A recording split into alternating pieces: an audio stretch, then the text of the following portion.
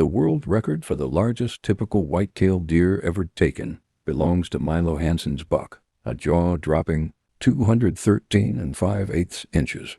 With a 33-inch inside spread, massive symmetry, and 14-inch tines, it's the highest-scoring typical whitetail in Boone and Crockett history. When people talk about the biggest white-tailed buck ever taken, one name comes up every time: the Milo Hanson buck.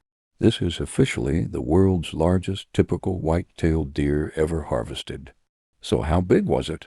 The Milo Hanson buck scored an astonishing 213 5/8 inches under the Boone and Crockett Club's scoring system. It has a gross score of 221 6/8 inches, but after deductions for symmetry required in the typical category, the final net score landed it in the record books.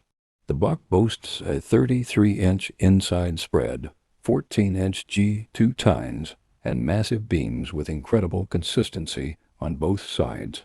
The frame is nearly flawless. It carries 12 points with amazing symmetry, which is what allowed it to qualify as a typical, not a non-typical, rack. So who was Milo Hanson, and how did this legendary hunt happen? Milo Hanson was a farmer and part-time hunting guide living in Biggar, Saskatchewan, Canada. On November 23, 1993, everything changed. Hanson had heard rumors and even seen tracks of a massive buck in the area. After 2 missed encounters with a giant earlier that season, he and a few friends organized a drive on a piece of land where the deer had been spotted. That morning, the plan worked. As the drive pushed forward, the giant buck broke cover. Hanson, positioned in the right spot, took 2 quick shots with his bolt-action .308 Winchester hunting rifle. The buck stumbled, then fell.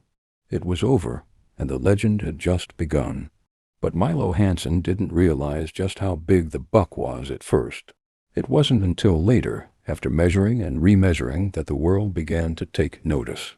The antlers were taken to official Boone and Crockett measurers, and after the mandatory 60-day drying period, the score held 213 5/8 inches, a new world record. In 1995, the Boone and Crockett Club officially declared the Hanson buck the largest typical white-tailed deer ever taken by a hunter. That record still stands today.